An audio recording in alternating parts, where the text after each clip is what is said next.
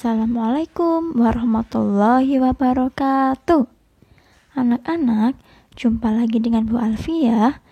Kali ini kita akan belajar PLH, melanjutkan bab 1 yang minggu lalu. Pelestarian lingkungan biotik dan abiotik. Manusia memanfaatkan segala lingkungan biotik dan abiotik untuk memenuhi kebutuhan hidupnya. Manusia mengolah alam untuk diambil manfaatnya. Misalnya, petani menanam padi di sawah agar menghasilkan beras. Selanjutnya, beras menjadi kebutuhan makanan pokok bagi orang banyak.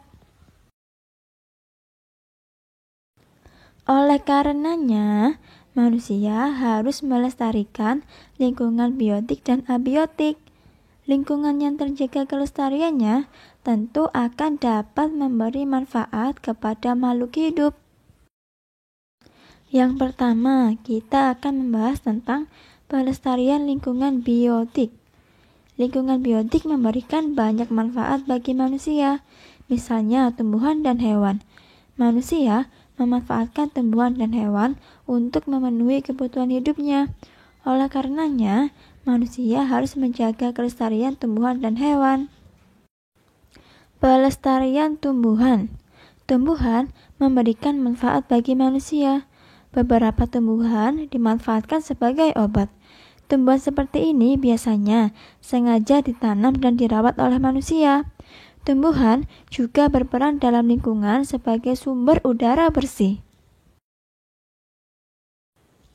Pada proses fotosintesis, tumbuhan menghasilkan oksigen, yaitu gas yang dihirup untuk bernafas. Jika terdapat banyak pohon, maka ketersediaan oksigen untuk bernafas akan selalu ada. Tumbuhan juga menyerap gas karbon dioksida yang merupakan udara kotor. Jadi, tumbuhan menyerap udara kotor dan menghasilkan udara bersih. Dengan demikian, lingkungan yang terdapat banyak pohon adalah lingkungannya bersih dan segar.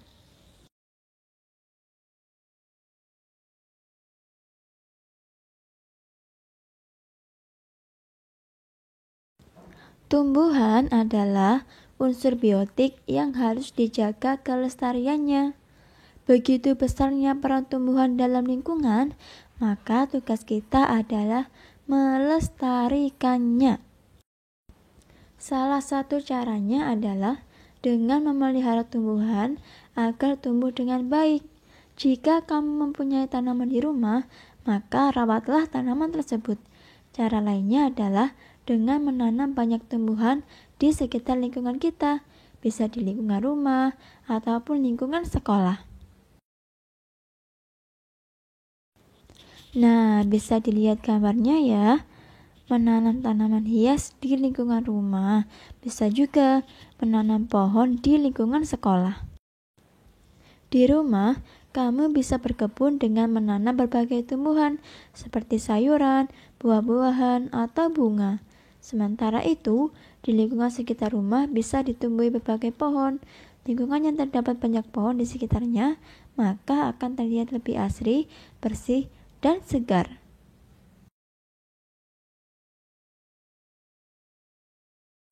Nah, bisa dilihat gambarnya ya. Ada tanaman hias, tanaman sayuran, dan juga tanaman buah.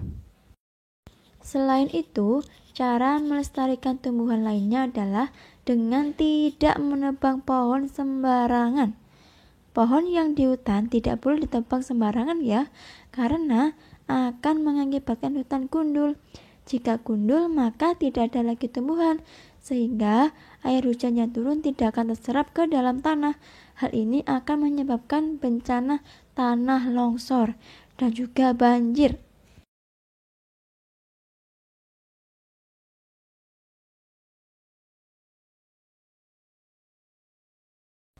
Jika hutan sudah gundul, harus segera dilakukan reboisasi. Nah, reboisasi itu sendiri adalah penanaman kembali hutan yang sudah gundul. Dengan begitu, lingkungan akan menjadi asri kembali. Selanjutnya, pelestarian hewan. Unsur biotik lainnya yang dimanfaatkan manusia adalah hewan. Dengan demikian, hewan pun harus dilestarikan oleh kita. Salah satu caranya adalah tidak memburu hewan sembarangan. Pemburuan hewan yang tidak sesuai dapat mengganggu keseimbangan ekosistem. Nah, biasanya perburuan liar dilakukan pada hewan harimau dan juga gajah. Harimau biasanya diambil kulitnya. Kalau gajah diambil apanya? Ayo. Diambil gadingnya untuk diperjualbelikan. Lalu selanjutnya kita akan membahas tentang pelestarian lingkungan abiotik. Abiotik terdiri atas tanah, air, udara, sinar matahari, dan juga suhu. Lalu mengapa perlu dilestarikan ya? Yang pertama, pelestarian air. Air sangat dibutuhkan ya oleh manusia di kehidupan sehari-hari, mulai dari minum, memasak, mandi, mencuci, dan kegiatan yang lain. Jika tidak ada air, maka kegiatan bisa terhambat. Nah, sekarang coba kalian lihat gambarnya. Mulai dari minum, mencuci baju, memasak, semua menggunakan air kan ya?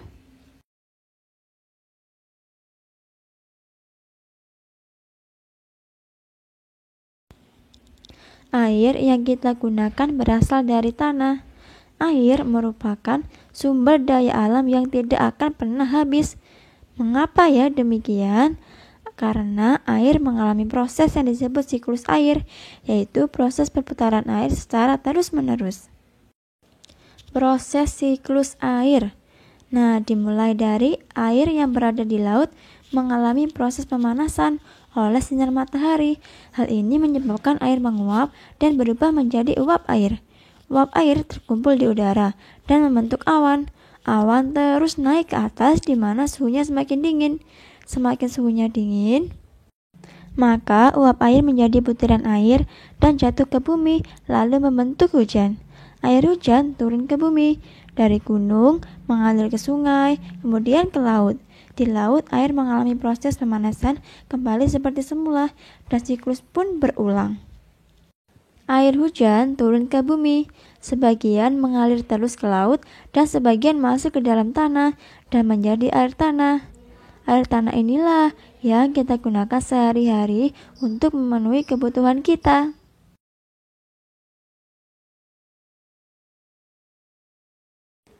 Jangan menghambur-hamburkan air ya. Pohon-pohon dapat menyerap air hujan yang turun dan menyediakan air tanah. Selain itu, kita harus tetap menjaga penggunaan air bersih. Jangan sampai menghambur-hamburkan air untuk kegiatan yang tidak bermanfaat ya. Selanjutnya, pelestarian tanah. Nah, peran tanah untuk kehidupan tidak sedikit ya. Tanah adalah tempat tinggal manusia, tumbuhan, dan juga hewan. Tumbuhan dapat hidup di atas tanah yang subur. Oleh karenanya, cara melestarikan tanah adalah dengan menjaga kesuburan tanah.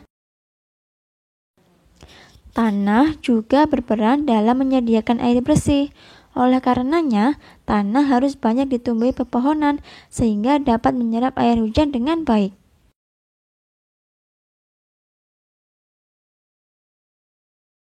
Selanjutnya, pelestarian udara. Makhluk hidup bergantung pada udara, karena manusia membutuhkan udara untuk bernafas. Udara yang dihirup haruslah udara yang bersih ya, karena udara ini menyehatkan. Udara bersih berupa oksigen untuk kita bernafas dapat kita peroleh dari tumbuhan ya.